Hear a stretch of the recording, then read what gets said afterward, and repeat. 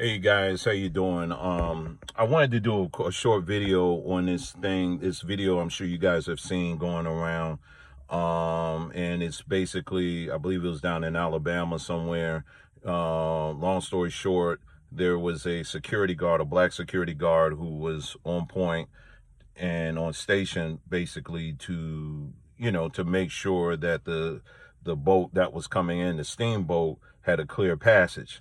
Well, there was a boat full of white people that parked right where they weren't supposed to park, and the security guard was doing his job just to make sure, hey, listen, telling them you can't park there. Well, they parked there anyway, jumped out of the boat, and proceeded to try to basically assault this man, to beat him up. And thankfully you have black folks who were around who saw this and just didn't sit there, but they sprang into action and basically defended this guy and went after these white people who were assaulting this security guard who was basically doing his job. So that's always good to see, when our people are standing up for one another, and kudos for them for that. But there's another part to this story that I think we do need to talk about, and it speaks to much deeper issues, because I always try to look at things from different angles. And it's this: the truth is that we are not ready for war. As a people, we're not ready for war. We talk about war, but we're not ready for war. What we're ready for are memes, but we're not ready for war. Let me explain by that, because right after this video came out, you had people putting out all of these different memes, and then some of them are funny or whatever, and we just putting out memes, and people are just like, yes, we was able to give it back to the white man and all this other stuff. Okay, all right, okay. But have you stopped to think that those memes that you're creating them on phones that was created by the white man? Yeah, that person, the people that you beat up. The platforms the internet that you're using to upload those memes was created by the white man. All right. The platforms that you're uploading them on and sharing them was in fact created by the white man. Now, I know I'm going to have somebody going to say, well, black people, we're the first ones that create the computer and all that stuff. I get all that. Yes, we had involvement in that as well. But what my point is, are you controlling these things? And the answer is no. You're not. You're not controlling them. So that's the bigger issue. All right. So the platforms that you upload these memes on, you're not in control of them. Let's get even a little deeper with this.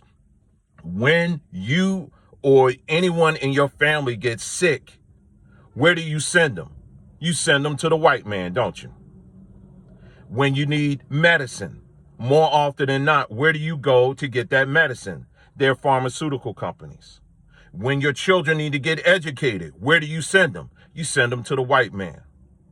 When you need to, so we covered education, healthcare, a car, whatever it is, all of these things that we depend on, food supply, all of these things, we still depend on these people.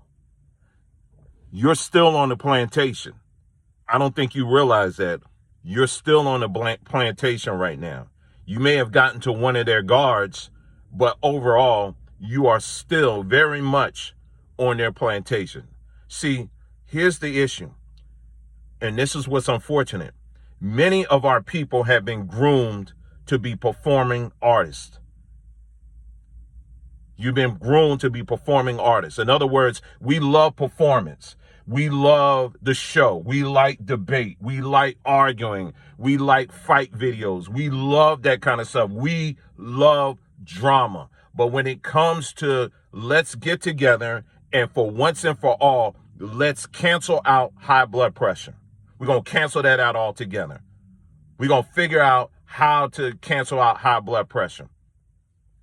Still trying to figure that out. In the meantime, what we doing? Well, Mr. White Man, can you give me some medicine so that I can get my blood pressure down? Mr. White Man, can you give me some pills so that my diabetes can go down? See, at the end of the day, they're still winning at the end of the day. And all you're left is with a chair, a folding chair. That's it. And some memes. When you go back, and this is the part where I said about we're not prepared or we don't have the mindset for war. See, your ancestors, because I saw some people who were foolish enough to even compare this to a slave revolt. A slave revolt. And saying that we need to make this into a holiday. When you go back to the slave revolts like the Stono Rebellion or some of these other ones, they didn't come with cell phones. They didn't go there trying to do selfies. They went there with swords and with the mindset that they probably aren't going to return back from this thing. But they were willing to put their lives on the line to enforce change, even if it meant their lives were going to be lost as a result of it. What we got out of this at the end of the day are a few laughs and some memes. So what you're talking about today, we went from a warrior class to a performance class. At some point, and on top of that, we're begging them for reparation money, performance money, basically. See, here's the thing, family. At some point, we're going to have to start taking ourselves a lot more serious than expecting other people to do that. Because if we don't take ourselves serious, then so be it. I'm not saying that these people didn't deserve to beat down, because if you put your hand on somebody like that, you deserve what's coming to you. But how many of our people are willing to jump in the river like those brothers did, swim across to get solutions so that we can build our own schools, we can build our own hospitals, we can build our own libraries, we can build our own education facilities, we can build our own retirement homes. How many of our people are willing to put in that kind of work? There's some have, but many have not. We spent over 400 years in this country under the beatdown, and all we have is a folding chair. Family, it's time to wake up and stop the nonsense and the foolishness when it comes to this child's play stuff.